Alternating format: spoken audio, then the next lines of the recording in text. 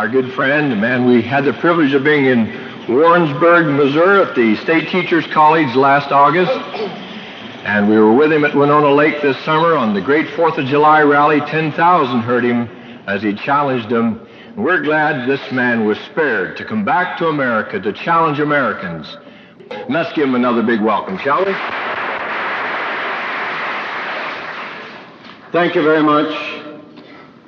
I would like to say, though, to these happenings of the last moment, the countdown of the years, it may have made an impression upon you. It may have caused some of you to think. But being in this type of work, where we're much concerned about the advances of communism in the world, daily we have our groups investigating the various advances even within our own country, realizing the issues that are at stake. I personally have to disagree with that countdown. And when I say this, I'm not saying this to shock you, but I'm saying this with all sincerity. I do not believe it will be 1970. Nor 68, nor 66, perhaps 64. Most likely, still earlier than that.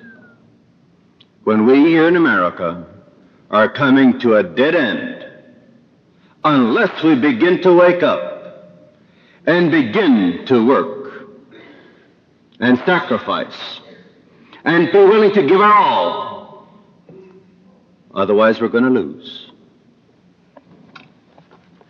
It's only a few years, a very few years.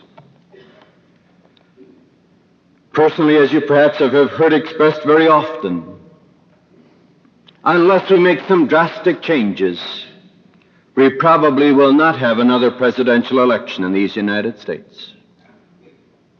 Our freedoms are rapidly slipping. Our nation is in danger. But there is an answer. There is an answer to all these problems. We still can save America. And I personally believe that we will save America. But it's going to take some drastic changes. And I'd just like to read one verse of Scripture which I think will prove the point that we can save America. It is taken out of 2 Chronicles, the 7th chapter, the 14th verse. If my people, which are called by my name, shall humble themselves and pray and seek my face and turn from their wicked ways, then will I hear from heaven and will forgive their sins and will heal their land. There is an answer. And I believe that if we all dedicate our lives to this cause, there's not a moment doubt in my mind that we're going to win this battle. And when I talk about a battle, I mean World War III. We began World War III on May 7, 1945. That's when it began. The battle seems to be almost over, and we are on the losing side. But we still can turn the tide. Some of you may not understand these remarks. Some of you may have not been as concerned as you ought to have been. But let me take you through some of my own personal experiences, and then get into some of the current events, and then you too will understand as to the grave danger that our nation is facing. After all, back home in Detroit, Michigan, where I was going to school, the town where I was born, I wasn't concerned about communism. I wasn't concerned about socialism. I wasn't concerned about spiritual matters. I didn't go to church. I didn't read the Bible. I didn't see the need for these things. I had everything that the world had to offer.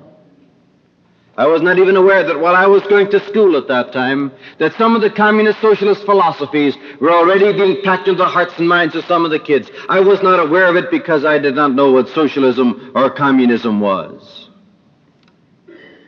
My father had his business in Detroit, a very well-going business. But Dad became sick and had to attend medical treatments in Europe. And this took him to Germany and Czechoslovakia many times before the war broke out. And while Dad was over there in Europe, he invested money. He purchased factories here and factories there. We had everything that the world had to offer. But shortly before the outbreak of the war, our whole family accompanied my father to Europe. My brother and I to study in one of my dad's factories while my dad was taking care of his health. But immediately as the war broke out, we as Americans were put under local internment under Hitler Germany, and we were kept under this local internment throughout the entire war until 1945, when World War II came to an end. And we, of course, as Americans expected to find our freedom. While in Germany, even though under local internment, we began to receive an insight into socialism, because after all, what Hitler produced was socialism. And yet we find many people in America who openly say, oh, I'm against communism, but I'm for socialism. Why, these people don't know what they're talking about. What Hitler produced was socialism. Sure, Sweden has a type of socialism. Britain has a type of socialism. The USSR, the Union of Soviet Socialist Republics, is a socialist system, not a communist system. And we in America are also slipping into a type of socialistic system. The grave danger is that once you get on the slippery road of godless socialism or communism, you may slip into these extremes, such as under Hitler or under Lenin, Stalin, Khrushchev, and so on. But as I say, I wasn't concerned about these things. But as the war was coming to an end, and by the way, there were 1,500 Americans in Germany at the time when the war broke out. 900 such as we were put under local internment. 600 were put into internment camps. But as this war was coming to an end, we as Americans were expecting to find our freedom. The Soviet troops were coming closer and closer. Patton's armies were standing still 40 miles west of Dresden, the city in which we were held.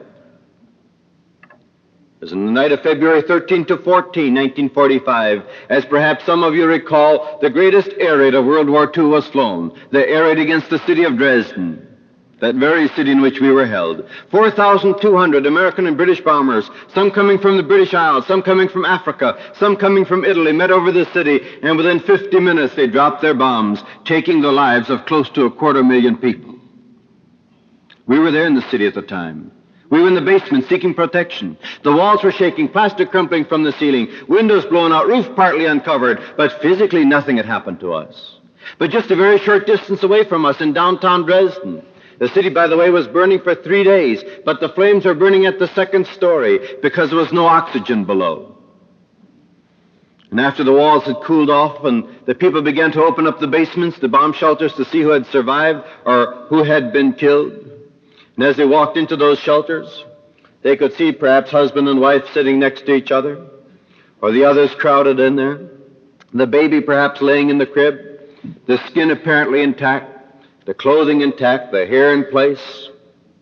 Yet if you'd step up to one of them and blow at them, they'd fall together like dust. Totally dehumidified, something that we've never experienced in the world before. Just about 2 miles away from the place where we were held was the Grand Central Station. And there in the basement they had a tremendous bomb shelter. A bomb shelter that housed approximately 15,000 people during this night of the air raid. But in this bomb shelter they had the hot water and steam pipes running through for the locomotives.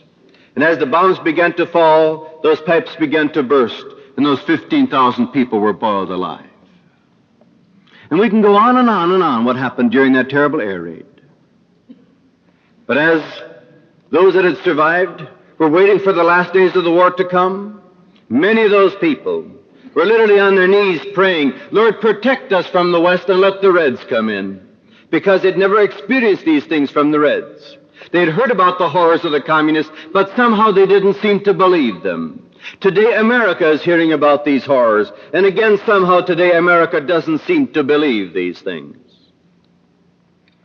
For as the Soviet troops moved in on May 6, 1945, they did not only come in as an occupation force, they came in with something much more horrible. And those people that had been praying, Lord, protect us from the West, were again on the knees, but their prayers were different. Their prayers were different because they prayed, Lord, why didn't you take our loved ones? Why didn't you take our possessions with the bombs instead of having the Soviets take them? Because those things that the Soviet troops displayed as they moved in were things that were so much more horrible than even this terrible air raid in this one night. Or if we could begin to give you a picture of what was taking place as these Soviet troops moved in, it would be a picture of a totally beaten army. Torn and tattered uniforms, some with a boot and a shoe, some with rags wrapped around their feet. Most of them with beards, not having shaved themselves for a long time. Almost all of them completely intoxicated, many of them infected with the various diseases. And as they came in, they did not only come in as an occupation force, but they came in with a force of rape and murder. Immorality and brutality for which we in America have no words adequate to describe. Sometimes hesitate to go into some explanation, but we had, for example, girls in our factories. They're raped as much as 20 times a day, and it seemed as if nobody cared. If a husband, a brother, a fellow tried to protect them, they were shot. A small town just on the outskirts of the city of Dresden, a town of some 14,000, 16,000 people, not one girl or woman between the ages of 7 and 70 escaped rape, not one. But you may say, well, why bring up a subject like this? Why dig into these old things, things of times gone by? They are not things of times gone by. Wherever a nation turns its back upon God, these things begin to set in.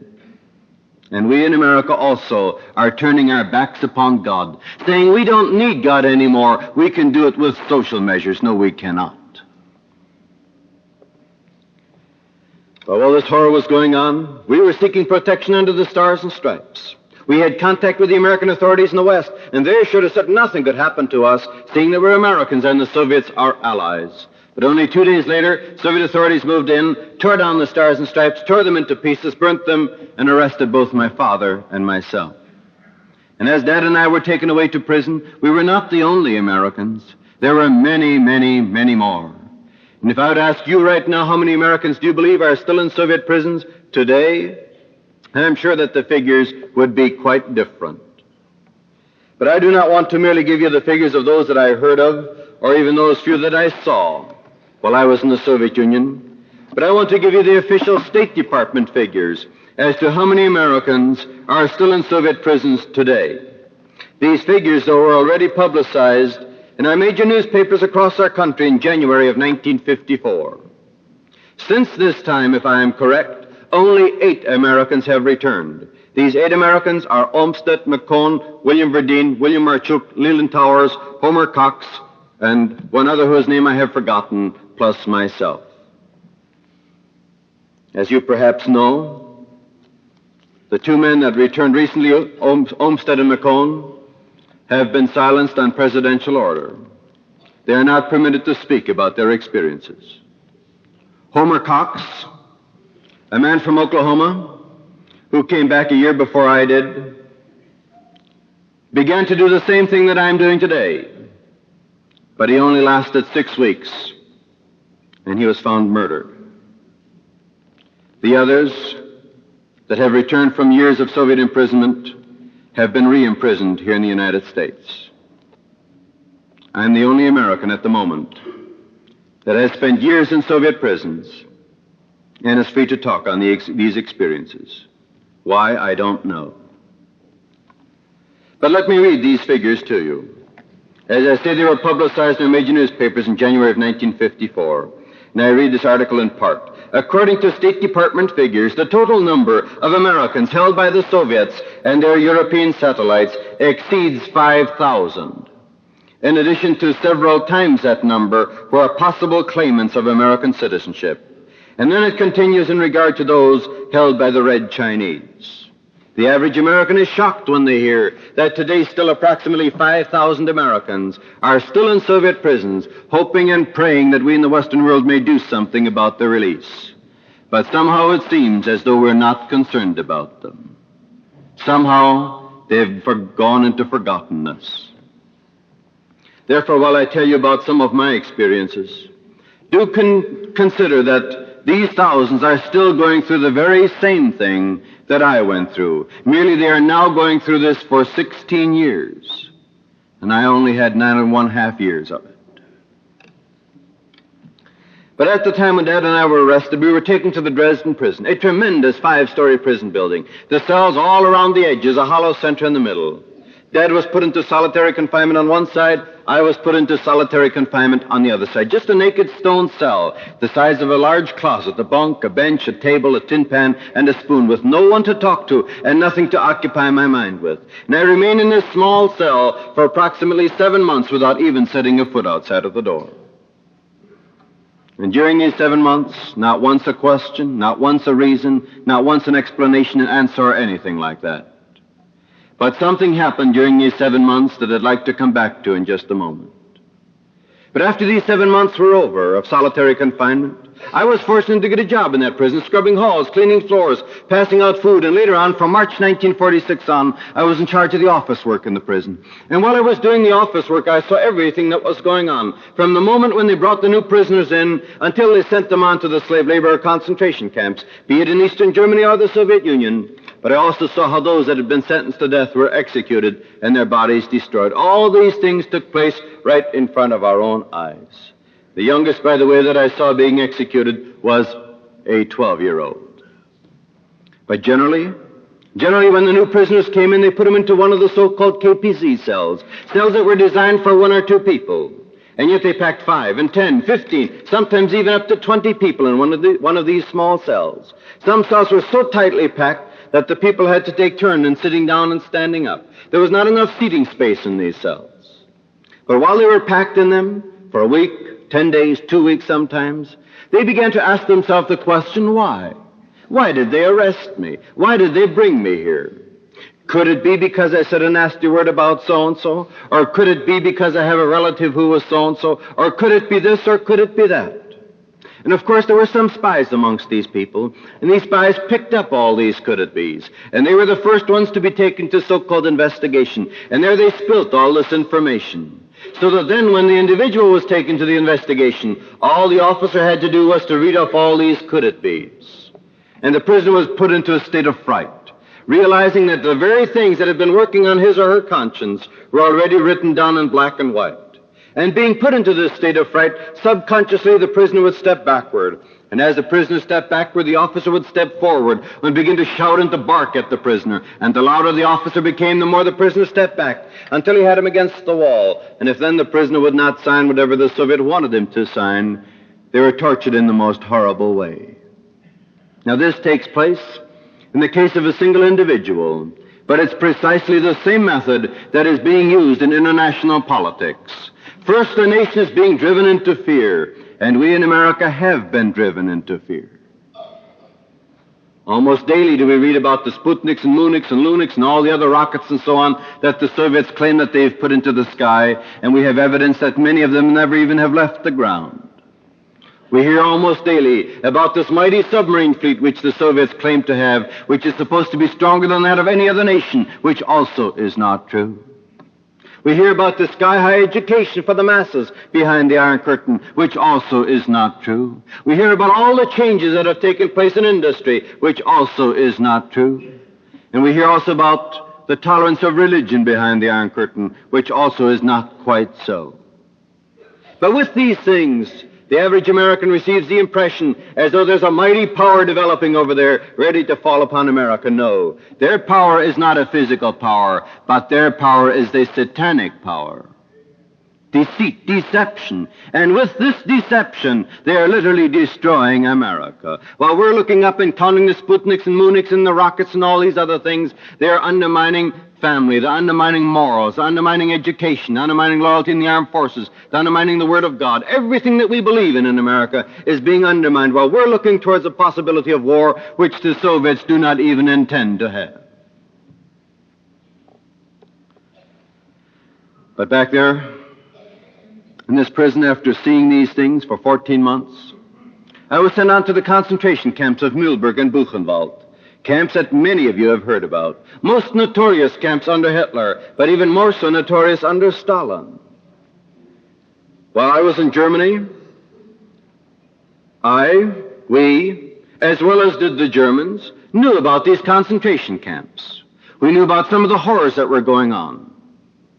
Yet I'm in no position whatsoever to verify any of the figures that you have been reading in your newspapers, especially recently in connection with the Eichmann case. But I think that we all agree that a man like Eichmann took part in a crime that causes him to deserve to be punished. But how can we on one side condemn a man called Eichmann for the crimes which he has committed, and at the very same moment turn around and hold hands with a man called Khrushchev, who has committed more crime and more bloodshed and more horror in this world than any other human being in history of mankind has committed? Now, I'm sure that most of you recall the historical events that took place in the Ukraine in the years of 1933, 1934, while Khrushchev personally was in charge of a man-made starvation which took the lives of over 10 million people. Khrushchev personally was in charge of this starvation, and yet somehow it doesn't seem to bother our nation when our leaders, or whoever they are, sit down and try to find ways and means to get along together. How can we? How can we have this kind of an attitude and then go on our knees and expect God to continue to bless us? How can we?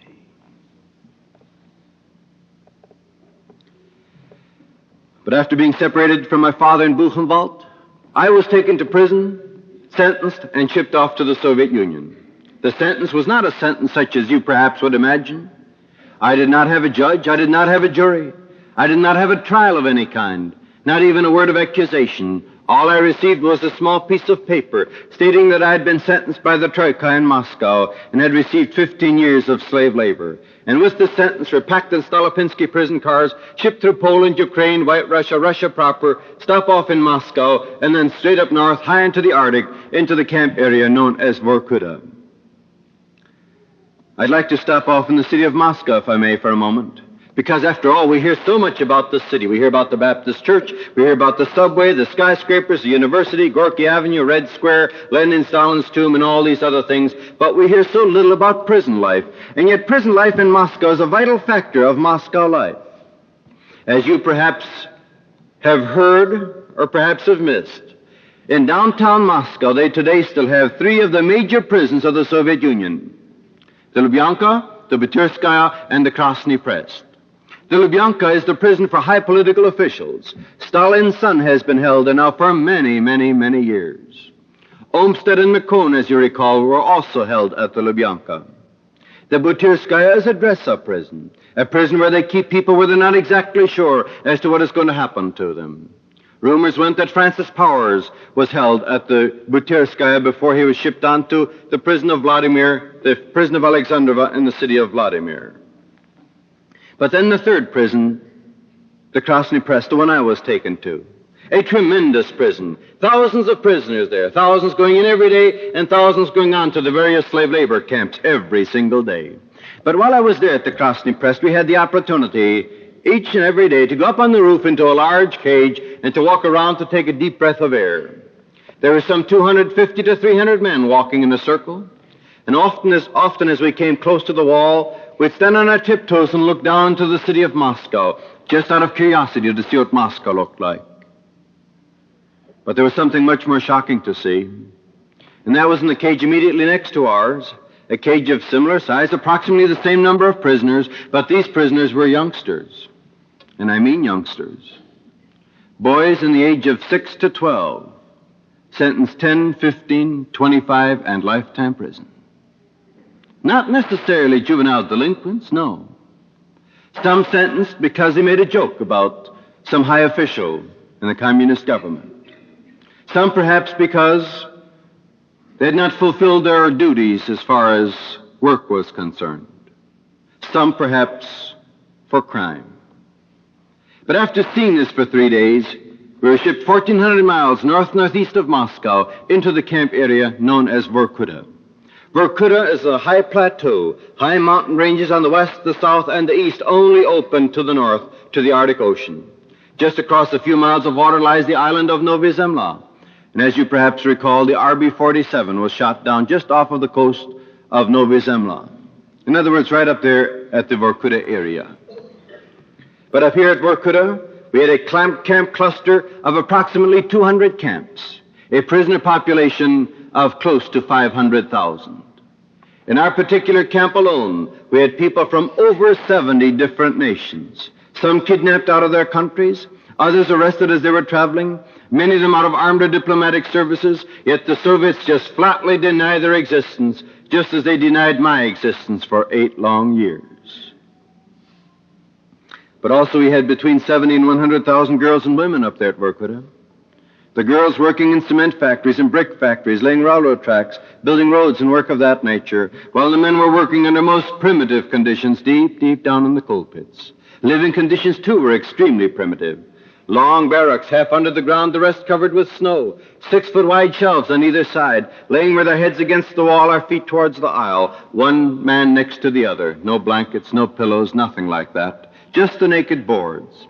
About 6 in the morning, the guards came in and chased us up off of our shelves, and we stepped outside and washed our hands and washed our face with a little bit of snow, and then off to the dining hall. In the dining hall, a chunk of black bread, a bowl of cabbage soup, and a scoop of cereal. And then out to the coal pits. Down there 6, 7, 8, 900 feet under the surface, working under these extremely primitive conditions. About 12 hours later, we were back in the camp. A bowl of cabbage soup, a scoop of cereal, and a small piece of fish, and that was it. Day after day, and week after week, month after month, and year after year. And I didn't even like fish. What we looked like, well, you can hardly imagine. I personally was under 100 pounds for approximately 8 years while in Soviet captivity. Just skin and bones. Other prisoners were under just the same horrible conditions. Every 10 days we had a day off. And as we went to the bathroom to wash ourselves, wash our clothes, mend our clothes, and so on, and as we would stand in line waiting for the water, and we'd look at the skeleton in front of us, the seat bones rubbing through the skin, the elbows poking through the skin, the bodies full of sores, we began to ask ourselves the question, well, how is it possible that these people can survive and do the work? The work question can easily be answered. They had to. For if we would not produce whatever the Soviets had set aside for us, the next day we would only receive half of the portion of food. And with half of the portion of food, we knew that we could only exist a matter of days. But many of us did not merely take the strength out of the chunk of black bread and bowl of cabbage soup. Many of us took the strength out of the secret Christian services that were being conducted. Services that are being conducted almost every day, sometimes in the coal pits, at the end of the tunnel, where the gas accumulation was the greatest, or where the cave-in danger was the greatest. Others again meeting in the barracks, somewhere where it was safe and secure. But they had to be safe because nothing is so severely persecuted behind the Iron Curtain as is the teaching and preaching of Jesus Christ. Now, I know often people have been confused about these issues. Often people say, well, there's a tolerance of religion anyhow, even if it's only a small bit of a tolerance. Look at this big Baptist church in Moscow, packed to capacity every time when they have services. This is true. That church is packed. And those people seem to be dedicated people. But a crowd of people in a church-like building does not make up a church. The message that is being preached, that's what counts. And the message that is being preached in Moscow today is not a glorification of Jesus Christ, but is a glorification and justification of socialism and communism.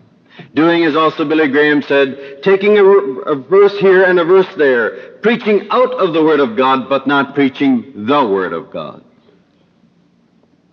According to Article 5810 of the RSFSR Criminal Code, if no one is allowed to deliver a public address without praising communism.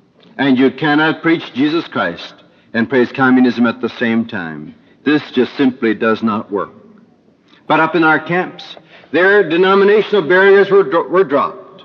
No one ever asked, what do you believe? Are you from this denomination or are you from that denomination? The only question that was ever asked was, do you believe in Jesus Christ? That was the only question. And yet if someone was caught teaching or preaching, or in possession of the Bible, or trying to live a testimony, they were punished in the most horrible way. In a way that's almost difficult to describe. Difficult because for the average American audience, it almost sounds unbelievable. Unbelievable because we in America, we talk about the power of God. We read and we write about the power of God, but deep down we no longer believe in the power of God over here. Over there it was lived. And in order to explain this best, let me carry you away from our camp, I'd say about 2 miles away from our camp, into a women's camp. because something happened in this camp. There was a challenge to all of us, a tremendous challenge. Those of you that have read my second book, I Found God in Soviet Russia, you perhaps recall the details of the chapter called The Miracle of the Nuns. Now let me explain this. In the Soviet Union today, you have no nuns, you have no convents anymore. The Soviets have done away with this. Therefore, many, many years before this happened that I'm going to relate, these women had to leave their convents, they had to leave their nuns' clothing, they had to change them into civilian clothing, and then again from civilian clothing into prisoner clothing, and as such they were shipped up to Vorkuta.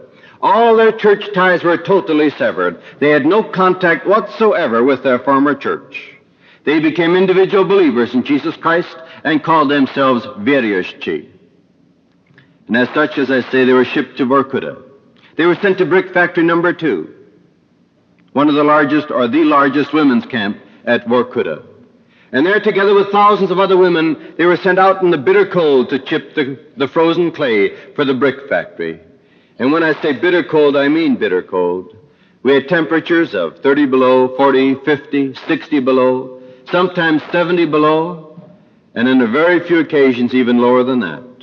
The coldest that ever got while I was up there at Vorkuta, and this was only for a period of approximately 2 hours, the temperature dropped down as far as 94 below. Since I have come back to America, the newspapers have reported 106 below at Vorkuta area, but thank God it never got that cold while I was up there. But these women were sent out there to chip the frozen clay for the brick factory, and while they were supposed to be chipping, other women carried the clay on so-called tachkas back to the camp. Now, a tachka is a wheelbarrow, but up in the Arctic, they did not have a wheel. They just simply had 2 human beings on either end. In the camp, they had big metal kettles where they melted the clay, formed the clay, and so on. But while these things were being done by women's hands, these 3 women that had been sent out to chip the frozen clay, they said no. They said, we as Christians, we cannot work for the communists because working for the communists is working for the devil. And what a statement like this means behind the Iron Curtain, you may not fully understand. But these women were punished with a so-called religious punishment. And this religious punishment was first 5 days in the dungeon.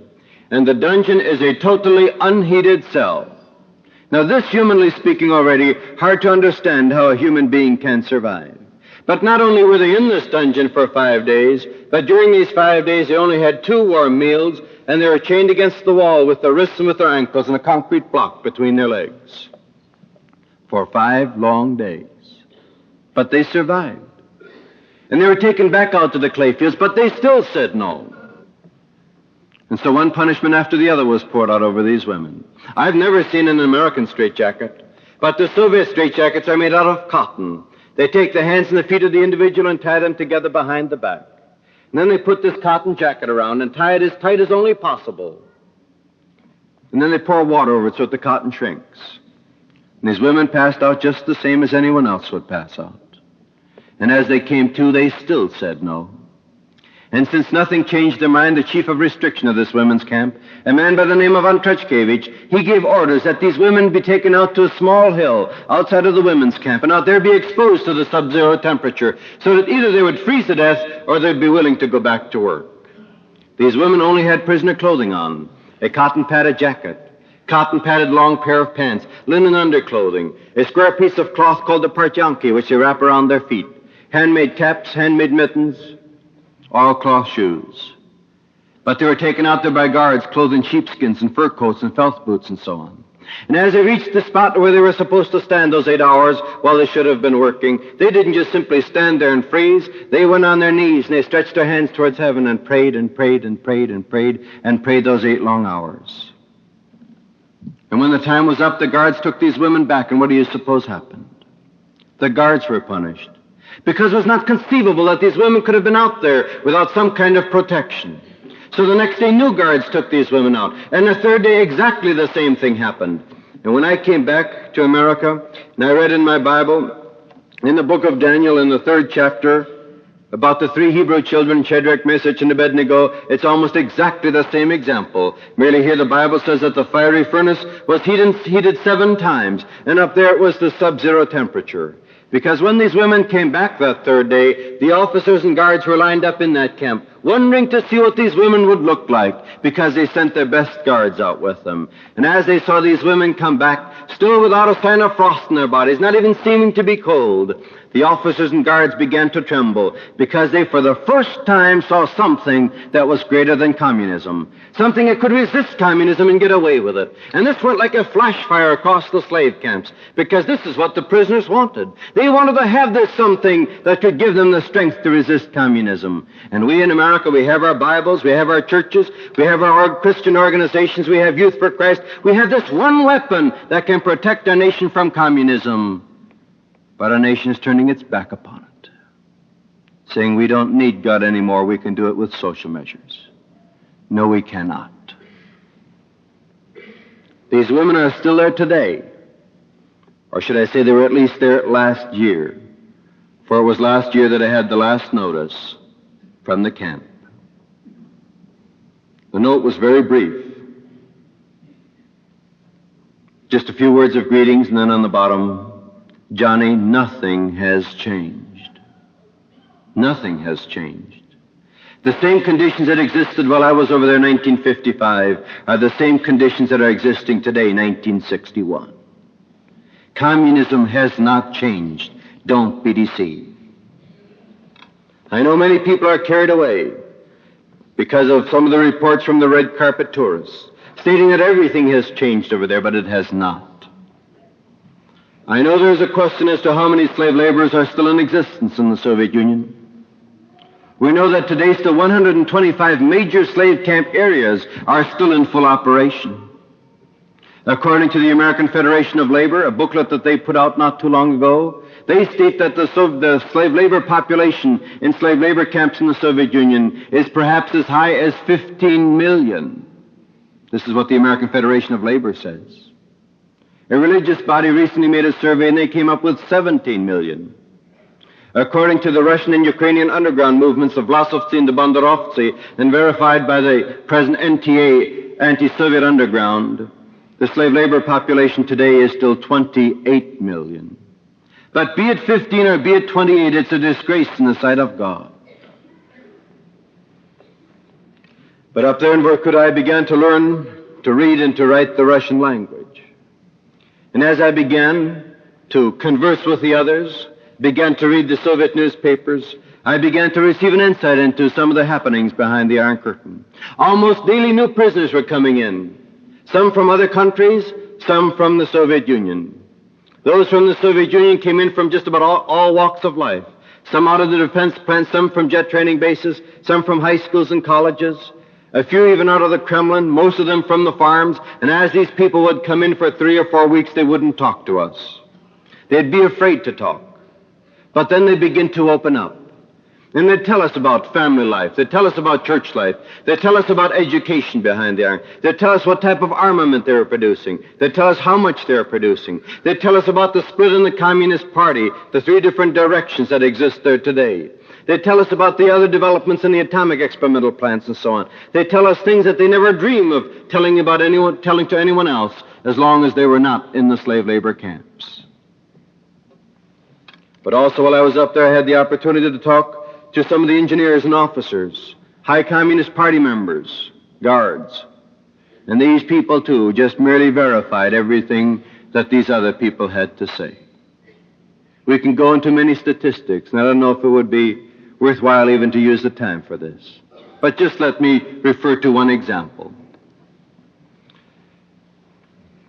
We in the United States in the year of 1954 had between 165 and 168 million people. That is the population. In this very same year, 1954, if you'd look into encyclopedias, history books, and so on, you'd find that the Soviet population is announced as 200, 208, 212, 215, 220 million, depending upon the book. In reality, though, the actual population of the Soviet Union in the year of 1954 was 160 million. In other words, at this year, 1954, the population of the Soviet Union was less than the population of the United States of America. And yet subconsciously we always see a mass of people. There is no mass of people. The population is less than that of the United States. But of course the reason for the Soviets announcing false figures is because they had 22 million war losses, and they don't want to admit this. But we can go on also with other statistics, be it in regard to the output, be it in regard to the population, be it in regard to the political parties or the NKVD. Just one small example that may sound humorous to you to say this. But take the city of Moscow, the city of which we hear so much, the most progressive city behind the Iron Curtain. How many service stations do you think that they have in the city of Moscow? Here in America, for every 1,000 people population, we have one service station. Figure it out in your area, and you'll come to almost exactly that figure. If this were the same ratio in the Soviet Union, in Moscow, a city of 5 million people, this would mean that they would have to have 5,000 service stations, which they do not have. But do you know how many they have in the most progressive city behind the Iron Curtain? Standard Oil recently made a survey on this. They only have 5 service stations in the entire city of Moscow. Only 5. And Khrushchev says he's going to catch up with America. How ridiculous. How utterly ridiculous. If you know the facts, you could not fall for communist propaganda. But I say these are materialistic figures, figures that may not be important. Take, for example, the church situation. Moscow had, before communism took over, 500 churches within the city limit. Most of them were Orthodox churches. Today, Moscow only has 9 churches. And out of these 9 churches, only 4 of them have services whenever foreign visitors are in town. The others have been made museums. 4. The largest of which is the Baptist Church.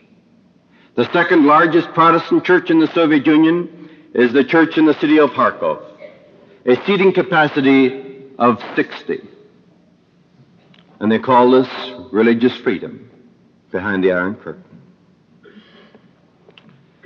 March 1953 came along, Stalin's death. And of course, with Stalin's death, new hopes rose into the hearts of those people. Hopes that the conditions would change. Promises were made by the scores, not a single promise kept. Uprising in East Berlin came along. By the thousands, prisoners were sent up to the Arctic. And then the purge of Beria, the chief of the NKVD, followed by the first great uprising against communism behind the Iron Curtain.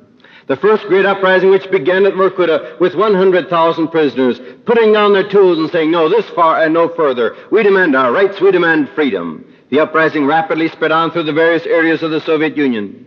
Not only prisoners, but also civilians were in uprising against that government in early summer 1953. On August 1st, 1953, General Maslenikov, the Assistant Minister for Internal Security, moved up to the Arctic with 2 divisions of armed forces. They dug the trenches around the camps and opened fire. A most horrible bloodshed. A bloodshed only comparable to that of Hungary. But after this bloodshed was over, still all over the Soviet Union unrest was boiling. Coal mines were blown into the air. Power stations were destroyed. Water dams torn open. Railroad tracks torn away. And as it seemed to have come to that one point where it seemed as though the entire Soviet nation was ready to rise up against communism, word came from Korea about 23 American turncoats. 23 American boys that did not want to go back to America anymore. 23 American boys that didn't care about their nation, about their loved ones. And this news was so successfully splashed across the Soviet Union so that it literally put out the flame that was burning in the hearts and minds of millions of people ready to rise up against communism. How was this possible? Those people today still behind the Iron Curtain look towards America as an emblem of freedom. But when they see that even Americans don't want to go back to America, then they ask themselves, well, what are we fighting for? But of course, if you take time to look into the background of these 23 fellows, you'll recognize that those fellows had no conception whatsoever about the history of the Stars and Stripes. They had no knowledge of the heritage of the American people. They had no knowledge of America's history. In other words, intellectually, they were totally unprepared to defend America. Spiritually, too, they were standing on a weak basis. Physically also, not properly prepared. And therefore, it was so simply possible for the Soviets to turn their minds down the communist line because they had not been prepared. But also after this uprising, I was sent to another camp. And in this other camp, I managed to sneak out a small postcard that went all the way through to Detroit, Michigan, into the hands of my parents. Those of you that saw my life's dramatization in Armstrong Circle Theater perhaps recall the detail of this postcard. And I don't want to get into all of that right now. Fact is, the card got through. My parents immediately turned the card over into the hands of the State Department. The State Department began to press. 8 notes were sent. Not a single note was ever answered. In December of 1954, President Eisenhower took my case into his own hands, sent a personal note to Moscow, and 2 weeks later I began to move out. But first I had been taken away from the Arctic, brought down to a small camp near Moscow, the camp of Potma, a camp that many of you have been hearing about and reading about. A small camp of only 400 people, 2 other Americans there, and also some 8 or 10 women. One of these women, Mrs. Nikita Khrushchev, number 1, Khrushchev's first wife. Her maiden name was Lydia Gorskaya. Khrushchev declared that she had died in 1938. This is not so. She was still alive in 1955. I had the opportunity to talk to her several times. She told us about the plans and program of Nikita's. But she also told us about Mrs. Nikita Khrushchev, number 2, Nadezhda, the mother of the 4 children, whom, as you perhaps recall, is serving a 12-year sentence in the camp of Taishet in the region of Irkutsk. The woman you saw in your newspapers and magazines a short time ago with President and Mrs. Kennedy was Mrs. Khrushchev, number 3, 4, or 5. This we are not quite sure of. And also the Soviet embassy in Washington refuses to give any information as to which number Mrs. Khrushchev this one happens to be. But sometimes people are shocked when they hear this, and they don't realize that Stalin shot his first wife. Mikoyan, the number 2 man, the man who arrived in Berlin just yesterday, he had his first wife executed. Bulganin the goatee, of whom you often read and hear, he has his first wife in a concentration camp, and Khrushchev has at least 2 of them there. A truly wonderful assortment of diplomats. For the representatives of our so-called Christian nation to sit down at a table to try to find ways and means to come closer together, how can we? The Bible says, separate ye from evil, not coexist with evil, not compromise, but separate ye from evil.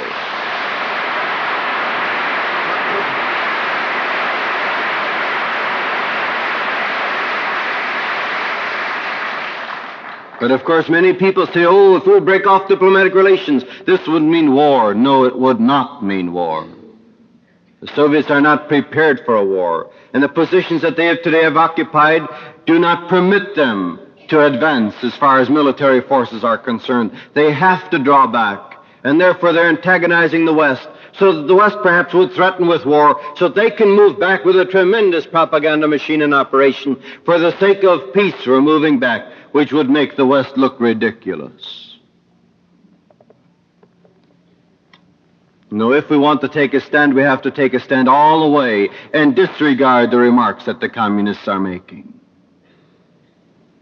I sincerely believe that if we take a stand for what the Bible teaches, our victory is going to be certain. But if we compromise with the servants of Satan, we haven't got a chance. But after leaving Potma, I was taken to Moscow. There they gave me the red carpet tour around the city. Here in St. Louis, for example, if you step outside and you see a truck driving by with the words Wonder Bread or Tip Top Bread or Wholesome Bread or something like that written on the side, well, you know that that truck is transporting bakery goods. In Moscow, if you go down the street and you see a truck driving by with the words Clip written on the side, which means bread, if you could go to that back door and open up that back door and look inside, you'd see it's a prison car disguised as a bread truck, so that the foreign visitors don't recognize it. I personally was transported in the city of Moscow from the inside prison cars with bars and cells and handcuffs and all these other things, but from the outside disguised as an in-tourist traveling agency bus. Those of you that perhaps were over there in Moscow, you perhaps recall those small buses with the light blue curtains. Just pull those curtains back and you'll see the masters of deceit. but a foreign visitor cannot recognize these things. But after leaving Moscow, I was shipped back to Berlin. I was at Soviet headquarters for approximately 20 minutes when the door opened and an American officer and 2 State Department officials came in. And when I saw the U.S. on the American officer's uniform, it just seemed as though my knees were ready to cave in, to realize that I was free again. A few moments later, I was taken down to the car and driven over to West Berlin. Right inside the American headquarters, the Stars and Stripes, the emblem of freedom, the emblem of the greatest nation in the world. And as I saw this flag again, a flag that I hadn't seen for so many, many, many years, the tears came rolling down my cheeks. And the news reporters that had gathered around me, they found it quite unusual that someone could have emotional feelings when they see the flag, and I didn't understand it. But I do understand it now. We in America more often disrespect the Stars and Stripes than we respect them. Oh, sometimes when I travel and speak in this country of ours, and I do a lot of high school assembly speaking, very seldom does it happen that they still have the pledge to the flag or sing the national anthem. But generally when they do, and I look over the audience, I see most of the fellows standing there, their hands in their pockets and their mouths shut. I was thrilled to hear how the national anthem was being sung here tonight. I was thrilled to see the emphasis on patriotism, the emphasis on the flag. Thrilled to hear the music. The Battle Hymn of the Republic sort of gives me a special thrill. Perhaps because my little girl, my little Becky, she was only about 2.5 at that time. When she heard that the first time, she called it the Battle Hymn of the Republicans.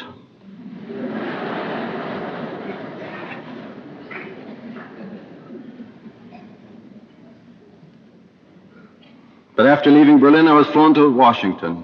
I spoke before the various congressional committees. I spent many weeks in Washington with the various branches of our government. And then I began to travel. And as I began to travel, I began to realize mainly 2 things. First of all, what I told those people over there about a Christian America was all wrong. We don't have a Christian America anymore. We have groups of Christians scattered throughout this nation.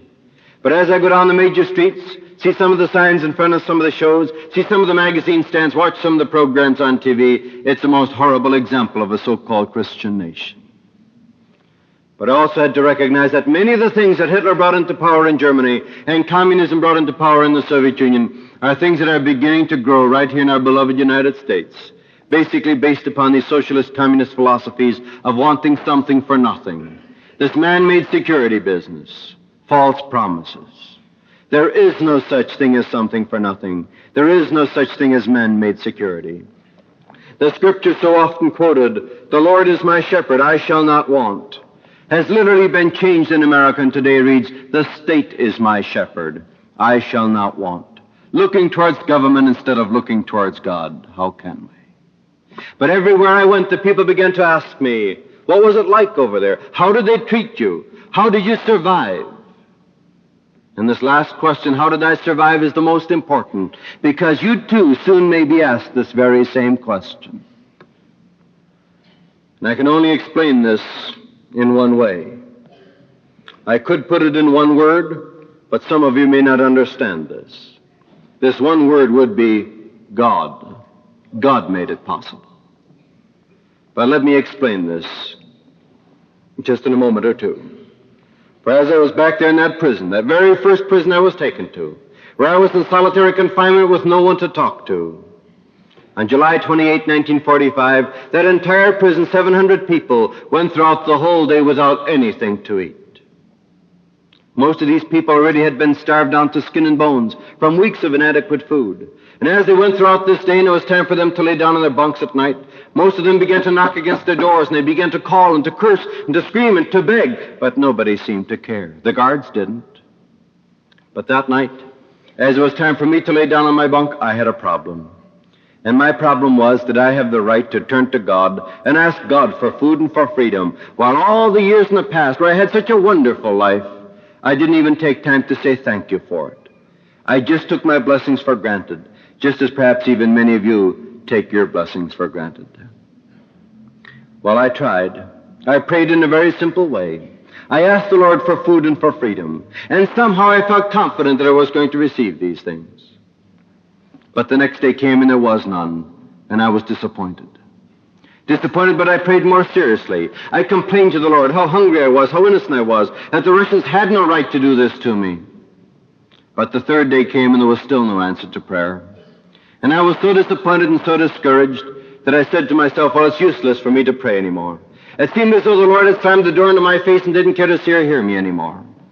And so I just simply did not pray. That next morning, to my surprise, though we had a slice or two of bread, we had some watery soup at noon and watery soup at night, and I was confused. Confused because when I did pray, I did not receive. And then again, when I did not pray, I had something to eat. I didn't know how God answers prayer. Well, we had food for 2 days, and then a new starvation period began. A new starvation period that lasted 12 days. 12 days in a row for the entire prison, without a crumb of bread or without a spoonful of soup. And as the second starvation period began, the calling, cursing, and screaming began again. Some people going out of their minds, some people committing suicide, others being executed, and hundreds literally starving away. The only strength that I received during these days was when I looked through my little spy hole in the door across the hall to my father's cell, at the time when they were passing out some water. And I could see my dad over there stretching out his tin pan, waiting for the guard to fill it. And I said to myself, well, as long as Dad can take it, why, certainly I ought to be able to take it. But it was just about in the middle of the second starvation period when I, too, was physically finished. I was so weak that I could not lift my feet from the floor. I could not talk anymore. My voice was gone. But that night, as the water bucket was making its rounds, and I could hear the guards unlock one cell after the other, and I could hear one door slam after the other, and when they came to my cell, I could barely slide forward to receive my water. And while the guard was pouring the water into my tin pan, if I'd have had the voice to call, I would have called to my father and I would have said, Dad, this is the last time you're going to see me because I am finished. Hundreds had passed out and had been taken out, and it seemed as though it were my turn. But I couldn't call. And the door began to close, and I stood behind the closed door, holding onto the tin pan of water, watching through the spy hole as the water bucket was making its rounds, until it came over to my dad's cell, just to see my dad once more. And after his cell was closed, I slid back to my bunk, I drank my water, and I began to pray. But my prayer was different. It was different because I prayed, Lord, close my eyes and keep them closed. I can't stand this any longer. The pains of hunger were so great I just simply couldn't bear it anymore. And then I added, Lord, if you don't want to close my eyes, then, Lord, you take my life and make it whatever you want it to be, because I'm finished. I'm through. If there's a life, Lord, it's not mine anymore, Lord, it's yours. And that's where things began to change. And that's why I mention this wherever I go to speak, because the communists wanted to destroy me, and they were successful in destroying me up to that moment when I said, Lord, you take over.